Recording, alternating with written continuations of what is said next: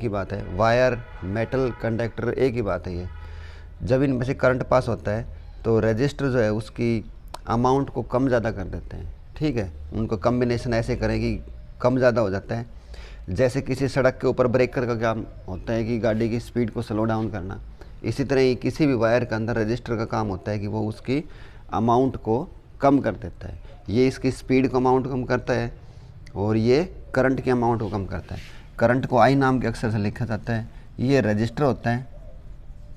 ये जैसे ब्रेकर का काम गाड़ी की स्पीड को स्लो डाउन करना होता है, इसी तरह ही रजिस्टर का काम करंट को कम ज़्यादा करना होता है। तो अब देखते हैं भाई सीरीज कम्बिनेशन क्या होती है। तो डियर स्टूडेंट्स, इसके लिए मैंने पहले भी आपको बता रखा है कि जब पॉजिटिव एक रजिस्टर का पॉजिटिव दूसरे के नेगेटिव के साथ जुड़ रहा हो तो उसको हम बोलते हैं सीरीज कॉम्बिनेशन। ठीक है, तो एक ऐसी हमने कि 3 रजिस्टर ले लिए इस प्रकार से और एक बैटरी लगा दी है, पोटेंशियल डिफरेंस अप्लाई कर दिया है। तो ये वाला पॉजिटिव है तो ये भी पॉजिटिव होगा, ये भी पॉजिटिव, ये भी पॉजिटिव। उधर से लेके आओगे तो ये भी नेगेटिव, ये भी नेगेटिव और ये भी नेगेटिव। अब देखो इसका पॉजिटिव जो पहले वाले का नेगेटिव दूसरे वाले के पॉजिटिव के साथ जुड़ा हुआ है। देखो ये पॉजिटिव नेगेटिव के साथ जुड़ा हुआ है, पॉजिटिव नेगेटिव के साथ जुड़ा हुआ है। इस प्रकार की कॉम्बिनेशन हम क्या बोलते हैं? Series combination.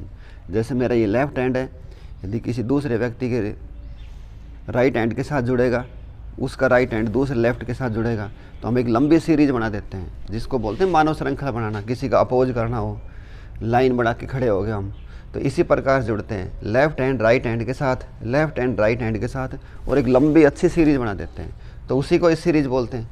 तो ये बात तो समझ में आ गई आपके। दूसरी चीज़ देखो, सीरीज कॉम्बिनेशन के अंदर कभी भी करंट नहीं बटता है। यहाँ से जो करंट चला आई, इसको भी आई मिलेगा, इसको भी आई मिलेगा, और जो तीसरा वाला कितने भी हो सभी के अंदर करंट की अमाउंट कितनी होती है? सेम होती है। एक बात याद रखिए। तो डायग्राम आप देख रहे हो क्या चीज़ बट गई? डायग्राम के अंदर V बट गई है। देखो इसको V1 मिलेगी, इसको V2 मिलेगी, इसको V3 मिलेगी।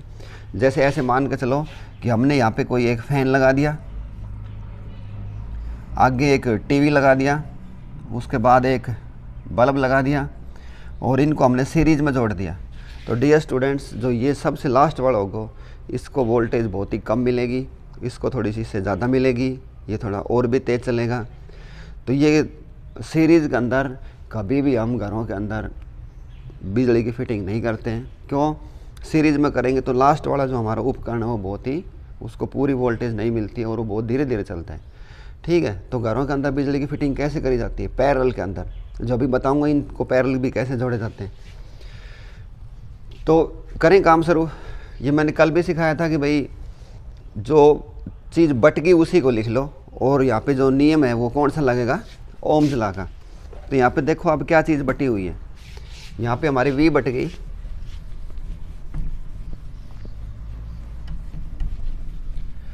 यहाँ पे हमारी V बट गई है। देखो V को ऐसे लिखो, V is equal to V1 plus V2 plus V3। Ohm's law से V किसके बराबर है? V को तो यहाँ पे है, तो उसको हम लिखें IRS is equal to V1 लिखो अभी, IR1 plus IR2 plus IR3। ठीक है, सब में क्या चीज़ कॉमन है? सब के अंदर I कॉमन है। तो RS कितनी आ गई हमारी? RS is equal to R1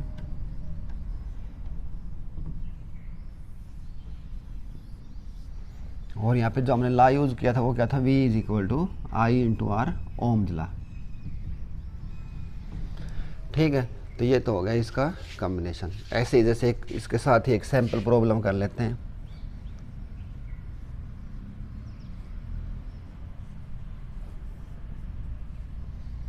जैसे ये भी 2 ओम लगा दिया, 2 2 2, ये ओम का निशान होता है ऐसा। रेजिस्टेंस की जो यूनिट होती है वो क्या होती है? ओम। डियर स्टूडेंट्स, यहाँ पे हम रेजिस्टेंस और रजिस्टर के बारे में समझेंगे। रजिस्टर जो होता है वो दिखाई देता है, जबकि रेजिस्टेंस उसका गुण होता है। रेजिस्टेंस दिखाई नहीं देता है। जैसे फॉर एग्जांपल मिठाई और मिठास, मिठाई तो दिखाई देती है, जैसे ये तो सारे रजिस्टर लिखेंगे इनको हम, पर मैंने ऊपर भी रजिस्टर लिखा है। रेजिस्टेंस इनका गुण होता है, मिठास कभी दिखाई नहीं देता, वो महसूस किया जा सकता है। जैसे इसमें से करंट जाएगा तो वो इनका अपोज करता होगा, उस बात का कैसे पता चलेगा? वो वायर गर्म हो जाता है, गर्म हो गया मतलब वहाँ पे अपोज हुआ है, ठीक है, वो फील किया जाता है। तो इसी तरह ही देखो इसका उत्तर कितना आएगा, इसका उत्तर आएगा R S is equal to,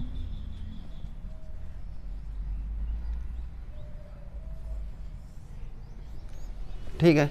इसी तरह ही मान लो और सीखे हम, तो यहाँ पे हमने क्या चीज़ सीखी है, यहाँ पे हमने चीज़ सीखी है कि जो इनका इक्वलेंट रेजिस्टेंस होगा is equal to the sum of all the resistors, इनका जो मान था उन सब के जोड़ के बराबर होगा। इसी को जैसे मान लो मैं थोड़ा चेंज कर दूं और ऐसे करें इसको हम, मान लो ये 4 है, ये 2 है, ये 1 है, और यहाँ पे कोई अपने बैटरी लगा दी, तो आर एस यहाँ पे कितना आएगा, 4 + 2 + 1, R S is equal to 7 ओम।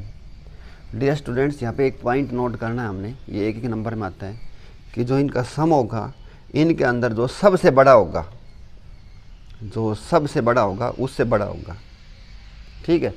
जो सबसे बड़ा कौन है इनमें, 4 से बड़ा है कि नहीं है ये, ठीक। हालांकि बड़ा तो सबसे है, लेकिन उसमें आता है कि जो सबसे बड़ा होता है उससे भी बड़ा आना चाहिए इसका उत्तर। तो कभी एक नंबर में पूछा जा सकता है इस प्रकार से। तो यहाँ पे अब इसके 2-3 इंपॉर्टेंट पॉइंट लिख लेते हैं। तो इंपॉर्टेंट पॉइंट्स डियर स्टूडेंट्स इनके हम डिस्कस करते हैं कि जैसे अभी हमने सीखा, इनको हम डायरेक्ट जोड़ देते हैं। तो कौन कौन से 3 पॉइंट हम नोट किया है। पहला पॉइंट तो यही है कि जैसे एक सर्किट के अंदर 7, 5, 2 लगे हुए हैं, ठीक। तो इनका टोटल कितना आएगा, 7 और 5 12 और 2 14। तो जो इक्वलेंट रेजिस्टेंस है वो इसके अंदर जो सबसे बड़ा है उससे बड़ा होता है। तो ये वाली बात देखो, the equivalent resistance of A series combination is always greater than the largest resistance in the combination, ठीक है।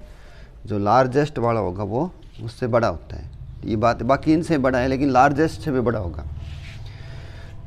उसके बाद है current in the circuit is independent of relative position of various register in the circuit. जैसे 7 वाले को पीछे ले जाएं, 2 वाले को आगे ले जाएं, तो इस चीज़ का करंट से कोई वो नहीं होता है, करंट सभी के अंदर सेम होता है।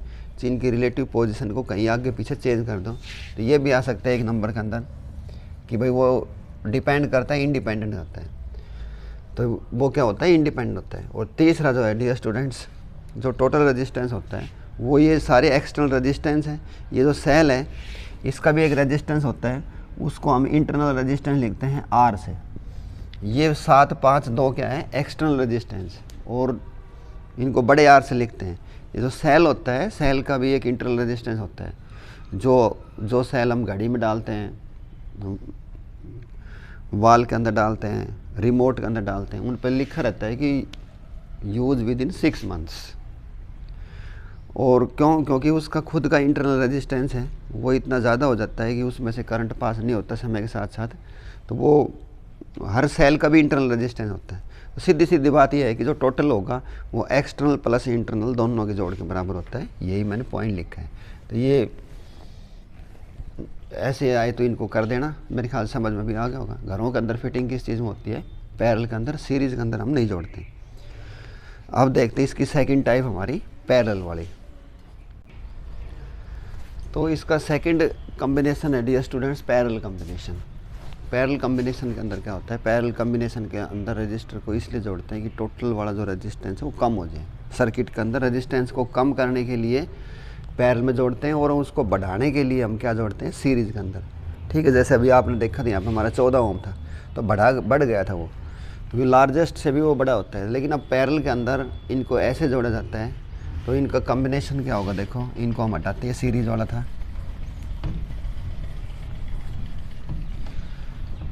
पैरेलल के अंदर जो होगा वो रूल होगा इसका, एक का पॉजिटिव दूसरे के पॉजिटिव के साथ हो और नेगेटिव नेगेटिव के साथ हो, ठीक है। ये वाला होता है। सीरीज के अंदर पॉजिटिव नेगेटिव के साथ होता है, पैरेलल के अंदर उल्टा काम हो जाता है। जैसे फॉर एग्जांपल, जैसे मान के चलो ये हमारा रेजिस्टेंस हो गया, रजिस्टर हो गया R1, ये हो गया हमारा R2, और ये हो गया हमारा R3,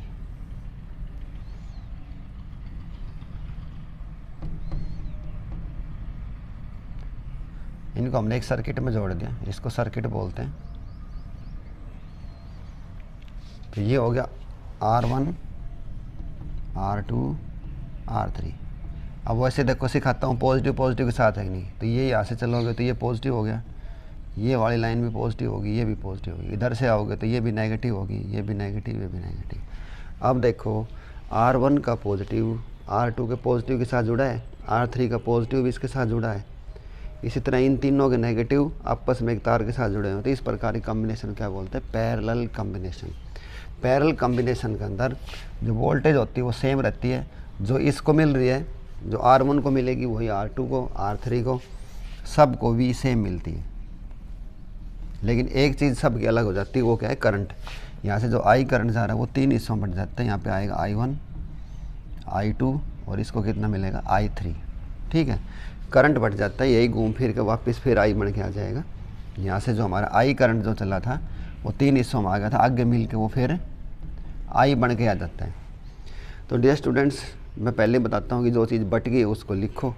तो आप कहोगे सर इसमें तो करंट बट गया, इससे पहले वाले वोल्टेज बटी थी, तो इसको हम ऐसे लिख दें I = I1 + I2 + I3। ठीक है, वही ओम ला से I के मान निकालेंगे। यहाँ से I जो हो जाता है हमारा I = V/R। तो इसके लिए ऐसे लिखूँगा V/R P, क्योंकि हमने इक्विवेलेंट निकालना है। ये टोटल वाले का था, I1 के साथ लागू करवाओ, I1 के साथ V/R1, इसके साथ क्या आएगा V/R2, इसके साथ कौन आएगा V/R3।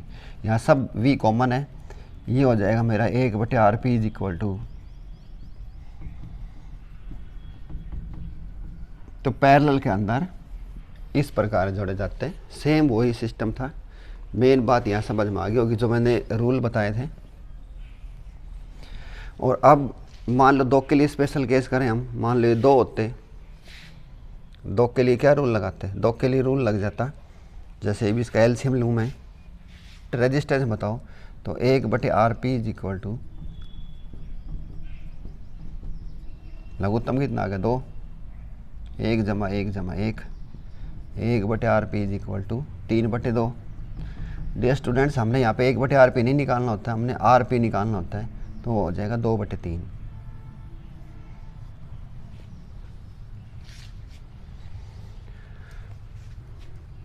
ठीक है, RP कितना हो गया 2/3। तो ऐसे हम निकालते हैं। 2 के लिए स्पेशल केस होता तो क्या करते, देखो 2 के लिए निकाल के देखते हैं इसको। मान लें यहाँ पे 2 ही होते, ये होता है 1/RP = 1/2 + 1/2, 2 लघुत्तम, यानी कि 2/2। कितना उत्तर आया 1। इनको चेंज कर लेते हैं थोड़ा सा, इसको 3 ले लेता हूँ, कुछ समझाऊँगा यहाँ पे। तो लघुत्तम आया अपना 6 और 2 + 3 और ये आ गया 5/6। और RP कितना आ गया, RP = 6/5। RP किसके बराबर आ गया 6/5।